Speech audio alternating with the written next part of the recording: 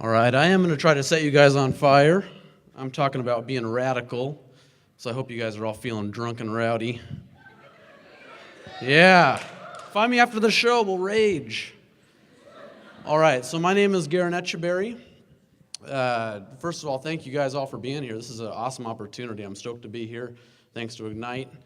I guess I'm seeing different slides than you guys. Like I said, I'm going to talk about being radical. I'm going to be talking about the American Revolution and some things that you might not have learned from that piece of history. So I'm kind of a giant history nerd. It's always been my favorite subject, but the older I get, the more applicable it becomes.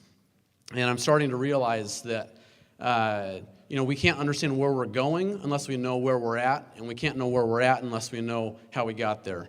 I'm also a huge redneck. I love shooting guns and listening to Skynyrd and my wife beater. So you take these two parts of my personality and you put them together, and I'm a huge lover of the American Revolution. Yeah, freedom! And Freebird. So, it's a cool period of history to study, and it kind of forms the bedrock of our national identity.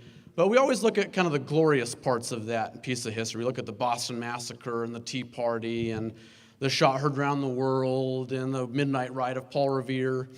But these are all kind of the glorious aspects, that make really good action movies. It's exciting to study, but the fact of the matter is that our independence was not won on the battlefield, but it was actually won in the institutions of the day. And what I mean by that is that back then we had local governments, and we had town halls and forums and elected representatives, and we had all these avenues for people to come up with ideas and to share ideas and to expand upon them. Especially back then, we had these amazing thinkers who were able to take the ideas of the ancient Greeks and of the French philosophers and kind of synthesize them into what freedom would look like. Especially back then, when the world was ruled by monarchies, these guys came up with the idea of democracy. So that's the lesson number one, is really that it was the ideas and those forums that allowed the revolution to take place. The second lesson I want to share is that, not to take anything away from these guys, but it wasn't actually popular on a widespread level like we might think that it is. Only about 20 or 30% of the colonists were patriots, and then about the same amount, maybe a little bit less, 20%, were loyalists. And they saw themselves as British subjects, and they didn't want to be split from the crown.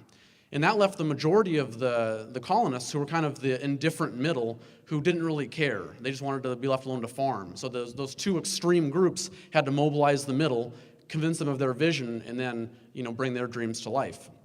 So why am I sharing these things with you? We live in a very uncertain time today. We don't know what the future has in store for us. It's a very volatile world that we live in. Just the other day, I was talking to my grandma, and I told her, as much as that you've seen in your lifetime, I'm going to see twice as much, maybe even 10 times as much as that. And for some people, that's a really scary thought, to not know what the world will look like in 5 or 10 years. But I'm here to tell you that I think that we live in, hands down, the most exciting period of human history. It's so cool that we know that we're going to see so much in our lifetimes. Not only that, but we are lucky enough to be able to live in an era where we get to participate in that. We get to tell our grandkids the things that we did and the things that we saw. And the reason why I think it's so exciting is because, like our founding fathers, we have amazingly powerful forums and institutions where every single person in this room has the power to speak to literally any person in the whole world. And with that comes an obligation, like our founding fathers, to be radical. I want people here to harness the power that those tools give us, and just like them, be radical for your causes, be out there on the fringe and mobilize the middle. The next couple of slides are just kind of dorky examples of people's passions. This is extreme ironing. Chess boxing is going to come up in just a second here, where you play chess and then punch each other in the face. But I want to be a little more politically charged than that, and just tell you guys, look at what has happened just in the last month.